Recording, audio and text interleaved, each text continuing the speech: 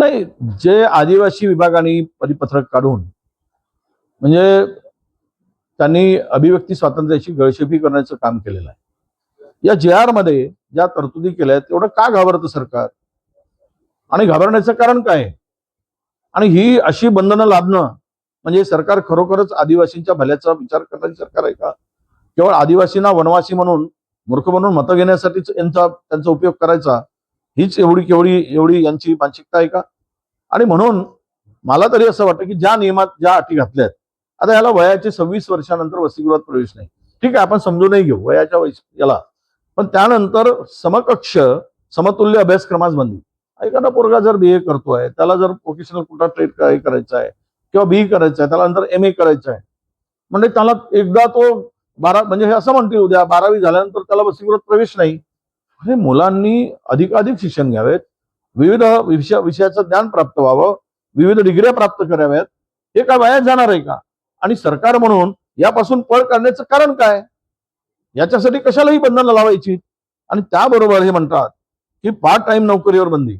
एखादा मुलगा हुशार आहे, तुमच्या हॉस्टेलमध्ये राहत आहे, शाळा करतोय आणि कुठेतरी कुटुंबाचा आधार बनून तो जर नोकरी करत असेल तर त्याच्यावर बंदी.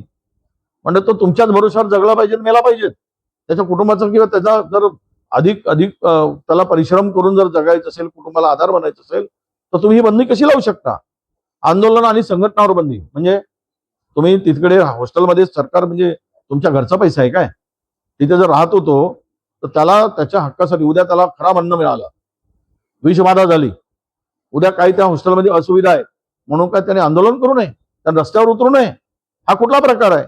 म्हणजे तुम्ही त्याला दाबण्याचा प्रयत्न करताय. हे सरकार आंदोलनाला घाबरते. डरपोक, हे डरपोक लोक आहे.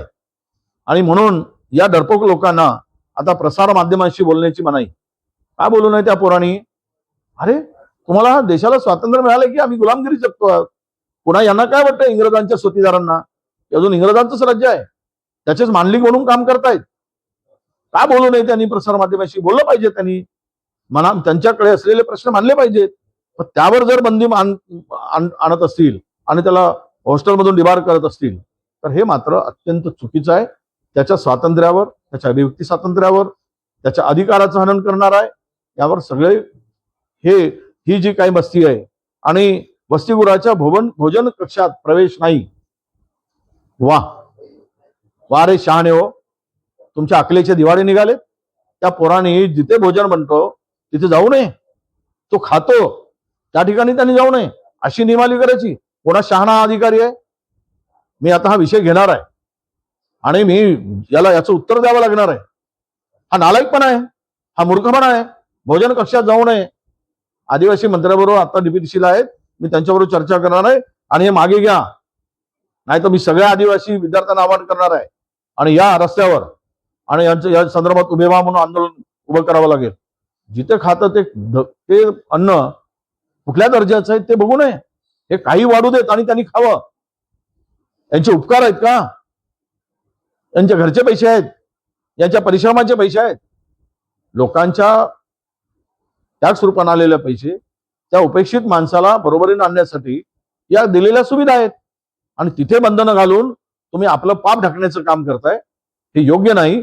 हा JR किंवा हे सूचना परिपत्रक आहे ते तातडीने रद्द केलं पाहिजे, अशीच आमची मागणी असणार आहे.